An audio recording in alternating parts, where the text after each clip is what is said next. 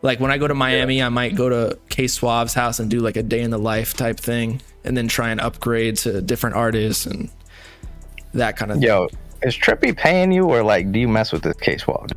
K Suave is my man. I love K Suave.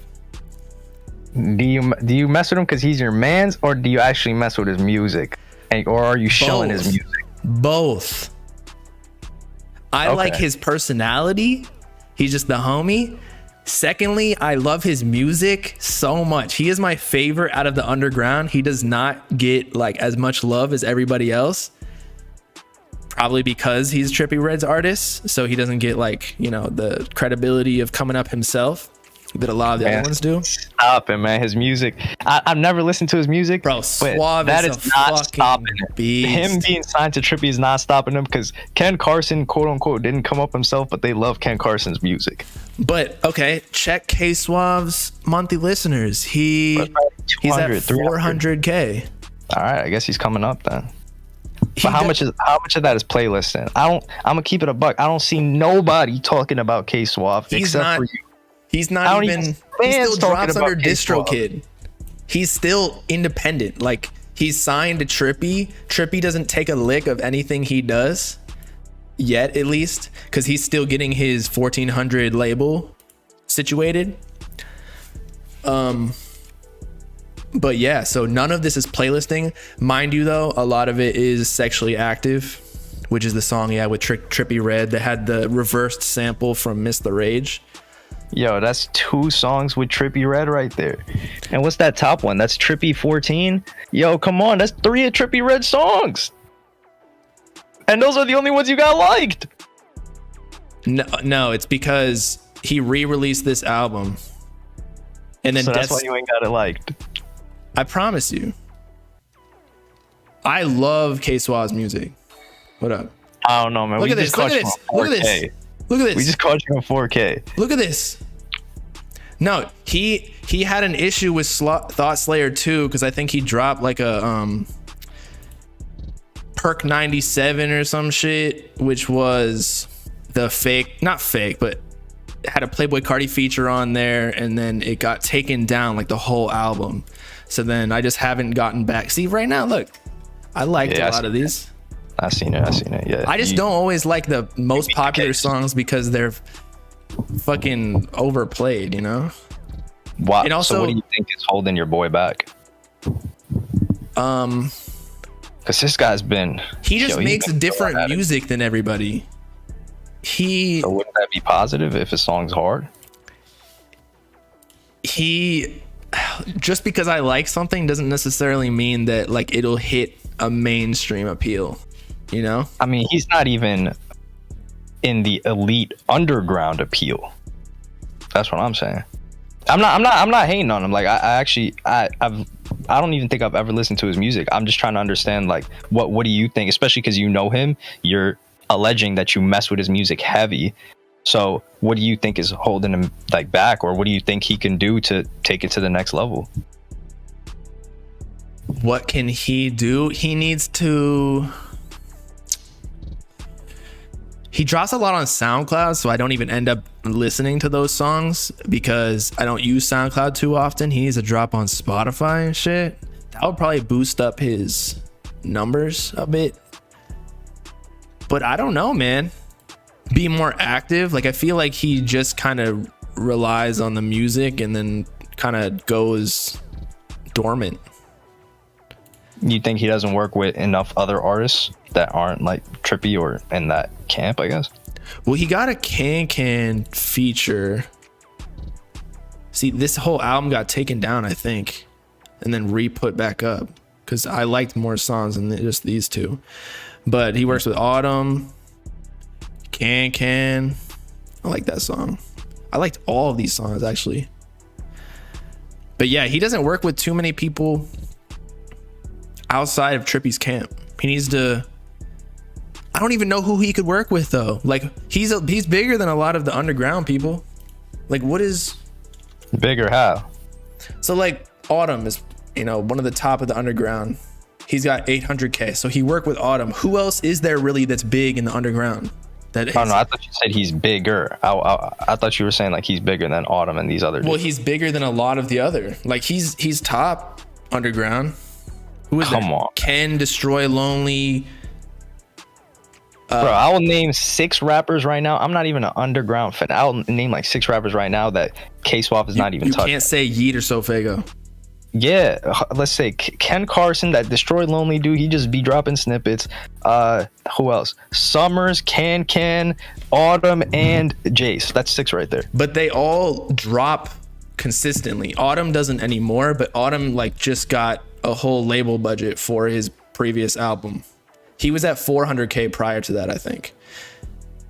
Yeah, but Autumn doesn't got a bunch of Trippie Red features that kind of inflate the monthly listeners. That's true. You got me there. But K-Swab just doesn't drop, man. He just... But the thing is, okay, what do you think about .com Nirvan? I think he's cool. I mess with his videos. I like the movement that he got going on. So Autumn did a couple videos with him, and that's a cosign and a half. That's like the new Lyrical Lemonade type shit. Nah, bro. Come on, man. It's not to the same degree as it was because it's the second time around. But yo, if the song is mid, it's not gonna go up. That's just the case. I'm not saying K-Swab is mid. Like I've never listened to the dude's music, so that's why I'm not commenting on.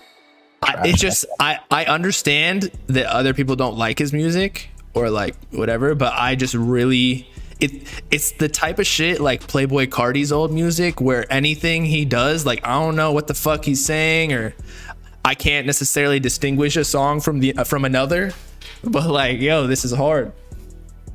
Yeah. I can just listen to K-Swab's albums like just on repeat. Like I don't know what song it's playing, but I like it.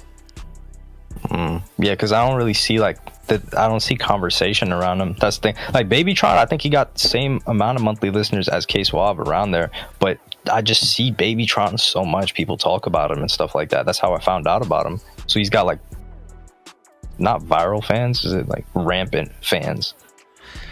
Right. Whereas K-Swab's is a lot of Trippie. I just don't feel like K-Swab has like really active fans that are going and creating a conversation outside of K-Swap's ecosystem, whether that be his Twitter, his Instagram. Right. And I think that's when you start to realize like, yo, this guy's got like his fans are doing the work for him. And that's why I was wondering like what your assessment was and what could potentially happen for him to get to that level. Because if the music is there, that's usually the hardest part. Because if we're keeping it real, a lot of these dudes, like their music sucks. His whole brand is like sex music. And like he always has bitches around him, always like posting pictures with a girl, I don't even know, like sucking his dick in a car. Which I think is funny. So it makes it even better. And his I sound like an incel right now, Jesus Christ, but he has like a Thought Slayer, that's his whole brand. I don't know, man. I just think that maybe since it sounds similar to Playboi Carti 2018, that it's not respected as much. What do you think the assessment is? Why hasn't he blown? That's why. Like I'm asking. But you don't have to listen to his music to gauge why people aren't talking about him. Nah, I kind of do. Like that's if I haven't checked out the music, that's crazy for me to come out my neck just talking some bullshit. I just had questions. And you kind of like gave the answers to those questions. That's why I was. What was the answer that you concluded from my gibberish? Well, what you said is that he doesn't drop enough. Some of his songs get taken off. Some of it is SoundCloud. Yeah, it's very disorganized, kind of. Yeah, that's what I got from it. There we go. Whether or not I believe that, I don't know if that's like the actual reason, because like, you know, we don't know. But yeah, I'm taking it as face value, even though that's your man's. You know, and you're probably not going to go in on him as you would someone else. I would tell him if I didn't like a song. Yeah, for sure. But you're not going to be like, yo, this dude's lazy, he doesn't do nothing. Like if it was some other, like someone that you're not cool with, you know, you'd use those words. I'm not saying you're wrong for doing that. Yeah. Because it's a surprise. Because I don't know a single person that listens to this guy's music. So when you say like, yo, this is one of my favorite artists, I'm like, yo, do they got you on like a retainer or something? Like that's my first thought. No. Okay, he actually makes bands, bro. From like he pays a $20,000 rent. Now, granted, he might be splitting with some people of like a mansion in Miami. Damn, man, I didn't tell you to like run his pockets, man. Yeah, and everywhere. I mean, that just makes him look better, right? I don't know if he's spending 20 bands and he can't blow up, it makes him look worse. Well, he's making money. Actually, I've had a conversation with him about this. He said he doesn't care about that as long as he's making money.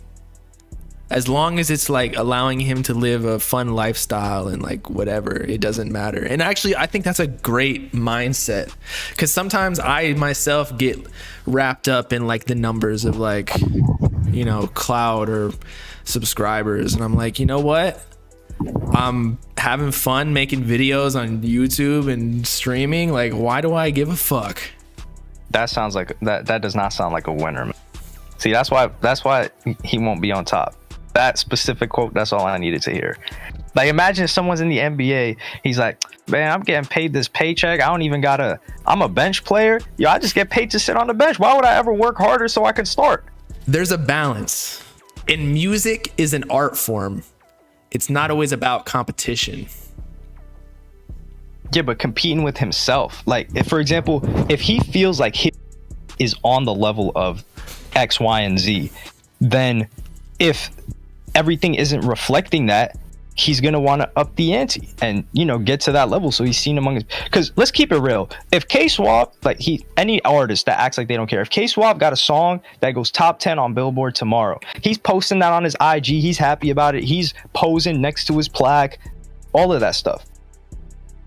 I agree with you from that perspective, but one thing that I have with my girlfriend is I'm the person like what you're saying, which is like, I'm fucking trying to be better every single day. But there are times that I get so like, not panic attacks, but I get wrapped up in the stress of that.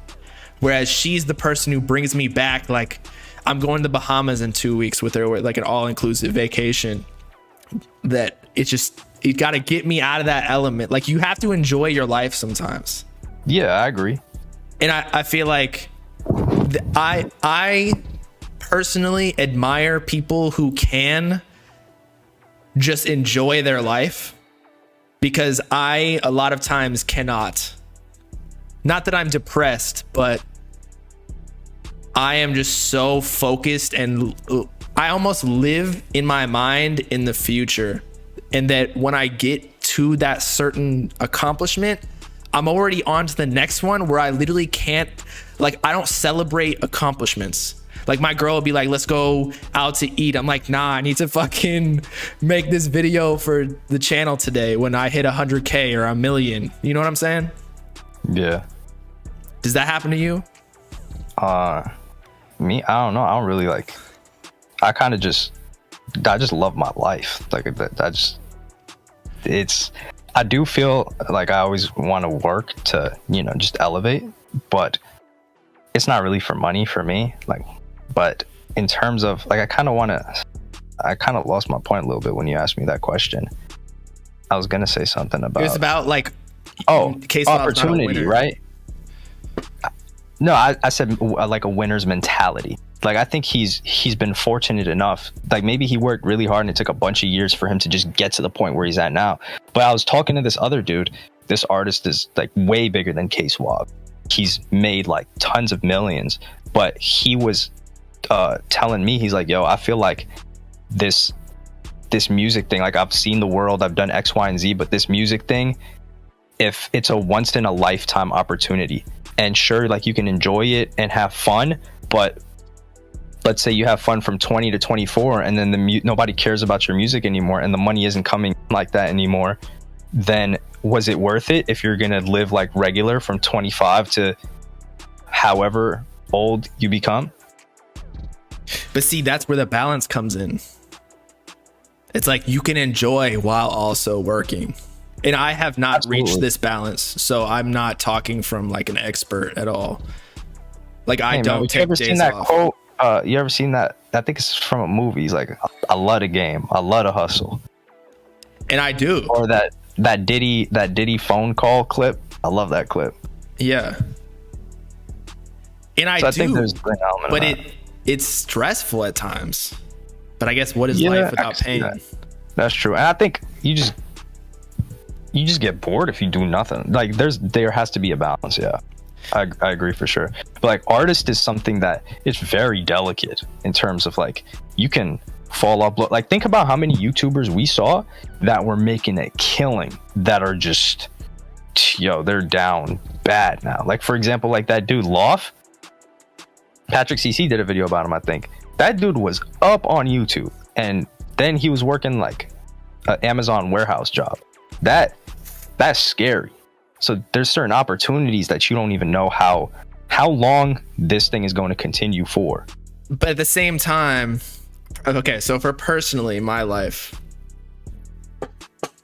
I don't think I'll ever retire.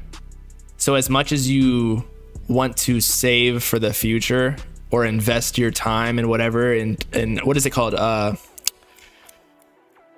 Something gratification. Not delayed gratification. Like, what if you get hit by a fucking bus? Like, you gotta enjoy your time while you're here.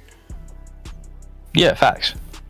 Like, we're not even talking about, like, I feel like we segue top. We're not even talking about like K-Swab anymore. I don't think like we're not. It's a philosophical thing. I don't know him, but yeah, I think it's difficult to strike that balance because that's kind of what makes. But when you think like that, then you ain't got to save too much. Like if you want something and it's expensive, hey, you might as well just get it. As long as it's within a reasonable like affordability, as opposed, because hey, you might not enjoy it. Here's my next problem. Not get to enjoy it. My next problem is everything I buy, I literally have like this Jimmy Neutron brain blast of like, am I even gonna enjoy this? Because I've had so many times where I've bought expensive shit and then like I use it once and then that's it. So I don't even buy anything because I don't even think that materialistic things really bring me enjoyment. Yeah, but maybe it's the experience. Like if you buy a ticket to Miami and you go chill with your boy K Suave and you go chill in the studio with him and you play video games or whatever, that's worth the price of going there. 100%. And that's why I will spend any amount of money on experiences. But products and materials, no. I like products, but that's because I like clothes a lot and stuff like that. But it's also like there's a delicate balance because I also don't like being heavy and I like being light in terms of mobility. So there's another balance. Where do you keep all your shit? It's right now, like a lot of my stuff is in a storage unit in Texas. My other stuff, some of my stuff is in like a homie's office of mine in LA, and the rest, some stuff is in a spot in New York, and then the rest of the stuff is just I carry around. What the fuck? So you're comfortable with that? Yeah, I mean, it's like I'm not gonna get to live like this. You're like fucking Voldemort. You got some Horcruxes. What do they call Horcruxes? Horcruxes? I don't know. I never watched the. Basically, he splits his soul so that he can never die. So you have to destroy all of the Horcruxes so that you can finally kill him. And he's got them spread around the world.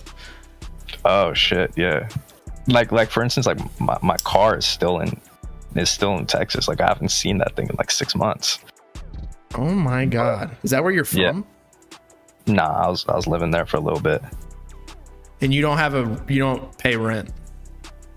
I just pay for spots I stay at. So if I stay at Airbnb, I pay for that. And then, yeah. Oh my god. Or like if I'm with my homie and we're like, yo, check out this city, we'll just go to the city and we'll get like a 2-bedroom or Airbnb, and then we'll split that. So that cuts costs. So how much do you spend on lodging a month? Depends. Like, man, we ain't getting into no finances. I ain't doing that shit public. I'm broke. Okay. Okay. But what I was trying to get at was, do you spend as much as my rent? Your rent and Miami rent, I probably spent that much last month. Yeah. On lodging. Yes. Okay. But you don't. What about just what about my just Boston rent? On lodging, nah, it's usually more than that. It depends, because like I was living at my homie's crib in LA. I'm just trying to say, so it's financially more to be on the road.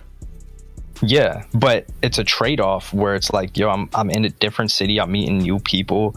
It's amazing. I love it. It's harder to like get work done consistently, but it's just so much fun. I'm so addicted to work though. Like if I don't stream, I'm like anxious as fuck. Like anxious because what? Somebody gonna take your spot? Or literally. Literally. I'm like, anything that happens, I'm like, I gotta beat whoever's trying to beat me to it. Dude, you don't need to do that anymore. Like you're at a point where you don't need to. I don't care. I'm not letting anyone get anywhere close to me. See, you gave me this whole speech about you got to live your life, and then now you can't not stream. I'm saying it from like I need to do that, but that's not how I do it. Dude, you need to start interviewing rappers, right? Let's say I'm trying rappers. A lot of these rappers live in different cities. Now you have an excuse to do work and go to these cities. Do you know how hard it is to how hard it is actually to interview rappers, not to mention the ones who are in my niche, and given my, not controversial brand, but like, shit that's gone down. It's hard sometimes to meet with certain people because they're affiliated with such and such and blah, blah, blah. Yeah, I could see that. So I kind of shot myself in the foot, but at the same time, I'm not giving up my journalistic integrity and, shaking hands and kissing all these babies just to appease rappers so I can interview them. Because I'd rather talk, like, say from the heart rather than interview a rapper for some clout. I agree. And that's why we both do what we do. As opposed to, and this is not to shit on whatever, but like our generation KTO, they stay out of the opinions, and that's why they're cool with all the people. Yeah. Well, I mean, I'm not gonna lie, like our generation music, like it's just, they're just relationship based, I would say. See, I feel like have a chokehold on that underground. Hell no. There's no personality on our generation music. Yeah, if our generation music wanted to put on an artist, they could not do it. But you could do that. Like it might take a longer time. I'm not saying you just co-sign somebody and they go blow up. But if you got behind an artist that had good music and you continuously talked about them and pushed them and did interviews and did content with them, like that artist would, take off because people respect your opinion. They like you as, like a personality. Right. And that's why I do what I do. So that what I say matters. Yeah, so I don't feel like that. I don't feel like our I think our generation music, and no disrespect to either of them, our generation music and Kids Take Over come across as more of a corporation in the feeling that you get from them. Even though they may be like smaller, like I know our generation music, they got a ton of money, but like KTO, it's like you get more of like, oh, this is a corporation, this is how they run things. And KTO makes like some good stuff. I mess with their stuff, but it's different from, like a personality base where someone's given their own opinions and they're not worried about relationships. Right. So back to where this started, problem solving here. How does one interview these rappers? Especially because I feel like a lot of the people I want to interview are the people who are the ones who don't do interviews. And I don't want to just do like a regular interview with the people that say Our Generation or KTO have already done. You know what I mean? But obviously I'd give my own flair. I don't even want to do interviews because I don't want to do information about them. I want to like ask them shit about ideas, like kind of what we're doing. Yeah. Then you can kind of invite them as like a podcast, yes, in terms of be like, hey, we're not really going to talk too much about you. Like, we'll cover your music. I think number one, you kind of got to hit them in a cycle. So if they're going to drop soon, you do that. They're more inclined to.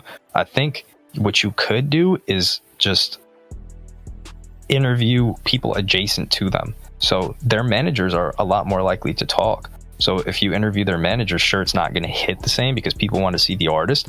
But I think that would create a lot more engaging conversations. And for example, if an Our Generation Music interviews the manager of, I don't know, Babytron, it's not really going to hit the same because they're like, we don't really care too much about the manager. But if you interview the manager of, let's say, just somebody, let's Ken Carson, I don't know, something like that, then your personality is enough for people to want to watch the content. And that they just need like a hook, kind of. Yeah, you just need the right angle as for opposed to the person. Like Our Generation and KTO, the interviews are about that person as opposed to content surrounding a certain topic. Yeah, and I think you kind of just need a proof of concept. So if one, like every artist is like kind of like scared because they're like, damn, what is he gonna try to do? Is he gonna do some like Aiden Ross shit to me, or yeah, is he gonna try to embarrass me? So I think if you just if you're just able to get one rapper and do this sit down interview, whatever style with them, and then you put it out, and then other artists see like, oh, he's not trying to like shit on me or like embarrass me or anything like that, then they'll be more open to it. I have exactly thought about that, and that's why since K Suave is the homie, I hit him up first because he's also in Miami, and so I'm trying to get one done and then move on, because I agree with you. Like the rap, like I think the biggest asset for Arshawn with KTO is like his interviews are so clean that like everybody wants to be interviewed by him, you know, or maybe not everyone, but like proper. He's got a clean aesthetic. What? He's got like a really clean aesthetically, like just visual brand. Yeah, and that interview looks sick when it goes through, like the focus on the lens and like the angles and shit and the graphics with the questions. Just looks good. What up, Aaron speaking? Aaron speaking here? Yeah, what up, Aaron? So just get one. Just get one. Yeah. And I think that would be great because y'all already vibe and you have a relationship. So that would or what you could do too is you could interview rappers that have kind of fallen off that would appeal to the current underground or audience that you have now. Right. Such as, I don't know. I don't want to like Smoke Perp. That would actually, if you could get a Smoke Perp interview, that would be solid. I'm not gonna lie. He definitely would not do that with me after all the times I've shat on him. I mean, but if you just, I don't know, I would be down to interview Smoke Perp. I'd love to interview Smoke Perp. Actually, I don't know about Smoke. I think I've gone in too hard on Smoke Perp, so it would be difficult for him to like sit across from me. Exactly. I'd interview Coil Ray. I'd interview YBN Namir. I'd interview Lil Xan. I would do all of them, yeah. But I feel like, okay, so here's another thing with rappers. They don't like to do interviews because there's more of a negative potential than positive sometimes. You just gotta spin it. Like you kind of gotta make them feel safe. Yeah, you just gotta not. Yo, I'll take out that part that you said some whack shit, you know. Yeah, because if you get to a point, honestly, as you keep growing, they're just gonna have to fuck with you at a certain point. But I think the K Suave thing is just like an excellent idea, and I think it would help him too. For sure. I think he's dropping soon too. I hit up Fago too. He's down to do something too, or at least he tells me that. Really? Before Pink Hearts, yeah. But We'll see. I'm telling you, you got the plug. So Fago ain't doing no interview with me. Well, I also find that rappers are cap, and they want to tap in just to make sure that I'm on their side. I'm not saying this Fago's like that, but they tap in DMs wise, but like when it comes to like, okay, for example, I was invited to go to Yeat's tour, literally on stream as well, in addition to DM, not by Yeat, but his manager. And I was cool with his manager and all. And then like the day comes, they leave me on red like 3 times. And this is before all the Sep shit, okay? But like, I was like, damn, y'all are just trying to make it seem like we cool, and then y'all do this to me. And I wasn't offended, because also I understand that as the media, sometimes an artist, especially like say Yeat or people who have mystiques to them like Cardi, it would ruin their whole brand to be close with certain media outlets. So that's how I take it. It's just a branding decision. You don't really know the reason why, like, they didn't, want you there that day. So, well, yeah. And I think if they never wanted to do anything in the first place, they would just leave the request. In terms of like, if you're like, hey, yo, you're trying to do something, they would just leave it on red, or be like, hey, I'm not really trying to do that right now, or yeah. Well, that's what they did essentially. Well, I mean, in the first place, like, they wouldn't have invited you in the first place if they weren't like actually open to it. Right. So, hey, I'm not gonna lie. I think a September's Rich interview would blow up for both of y'all, because y'all already got beef. Like, because for example, like if I did an interview with Amir, that would probably be doing one of the biggest numbers of any interview he does, just because of the dynamic that I've made a bunch of videos like covering Amir. You're making some good points here. I might have to write some shit down real quick. So I think you stand to benefit more by interviewing and like. And the thing is, again, I'm not against that, which should show that I don't actually have any beef with him. Yeah, for sure. Or just like there's a storyline, I guess you could say. And that's exactly why I like the beefs. It adds a little. Sometimes the music scene gets a little repetitive. Like, okay, somebody, looked stupid on the internet. So when you finally have a reason why they look stupid, that's personal, it makes it more fun. Yeah, I can feel that. They're saying September's Rich hates me though.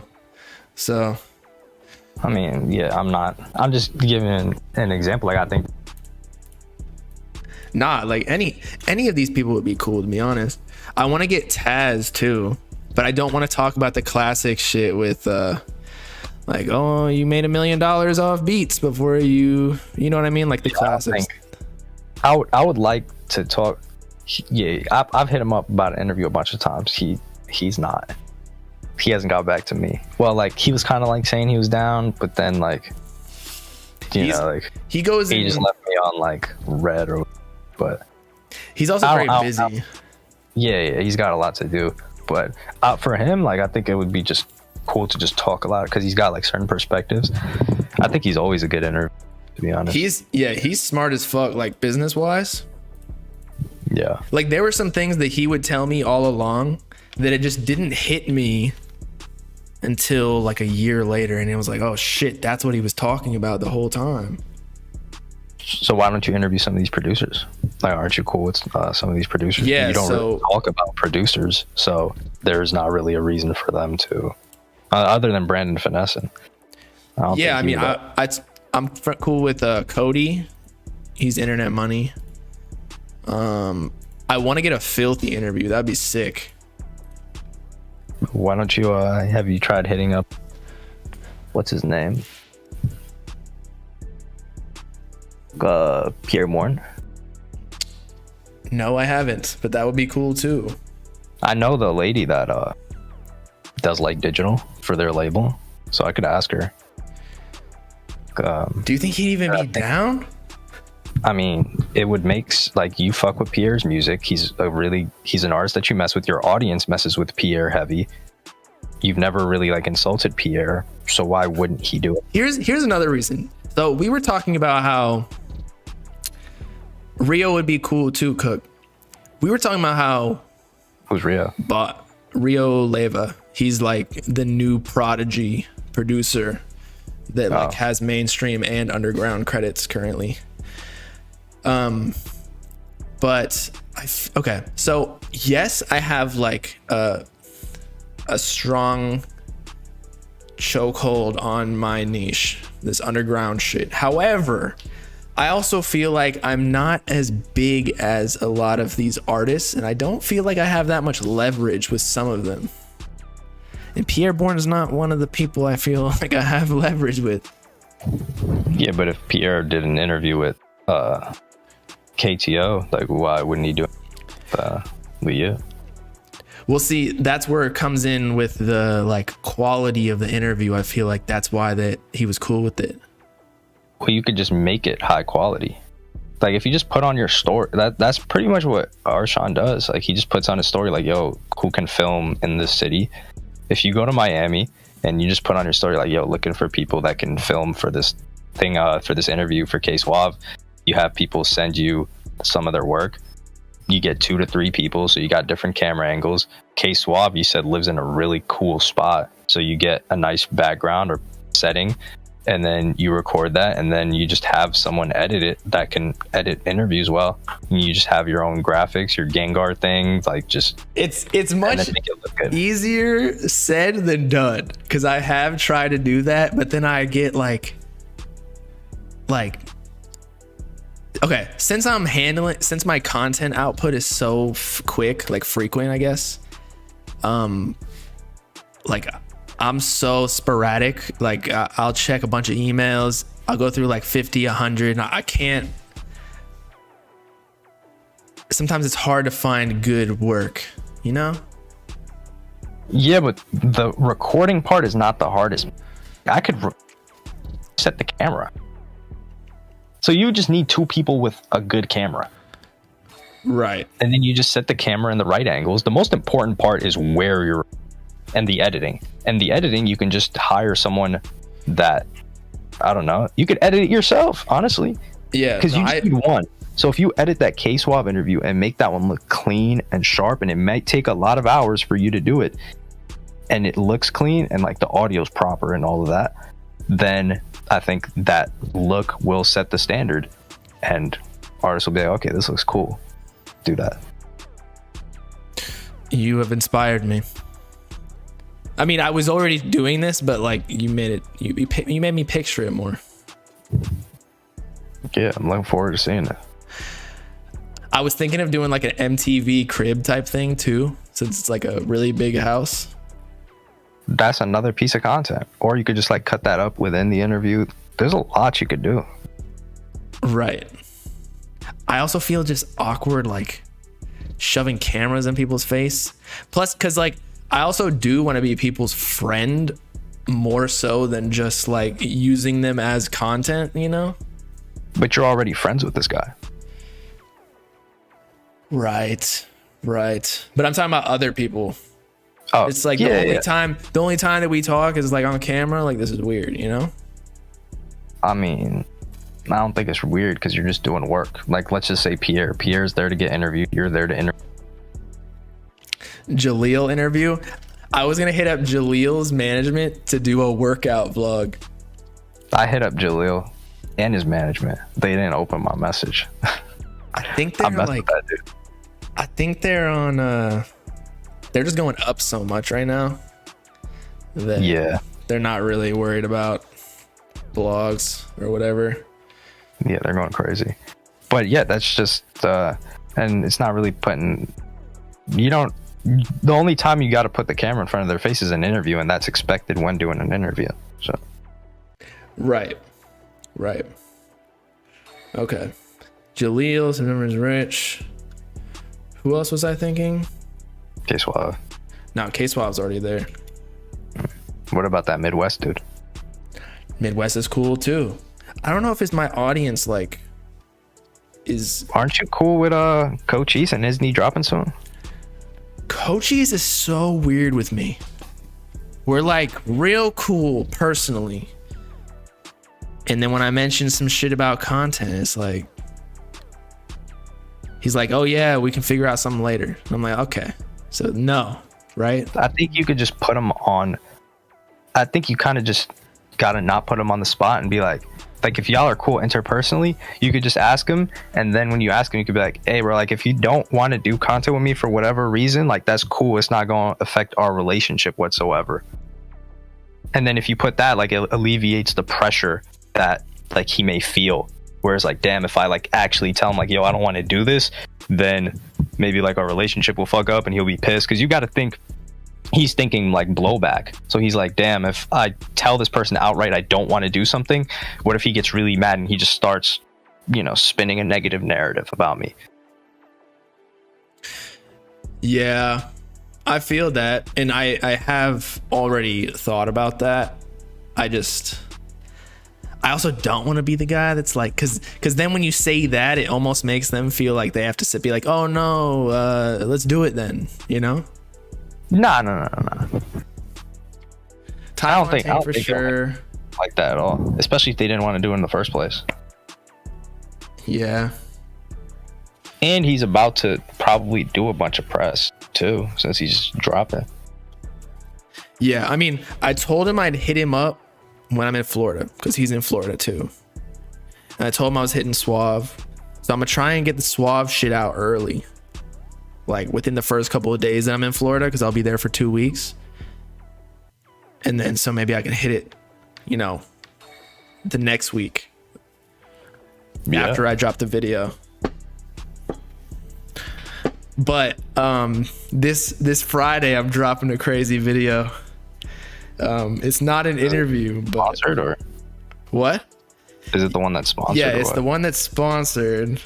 And I'm using the sponsor money to do something. Damn. But I don't know how people are gonna take it, as in like specific artists. But we'll see. Shit. Because it's like a low-key finesse, but it's funny at the same time. Like it's not any disrespectful shit, but a rapper could take it as disrespectful if they wanted to.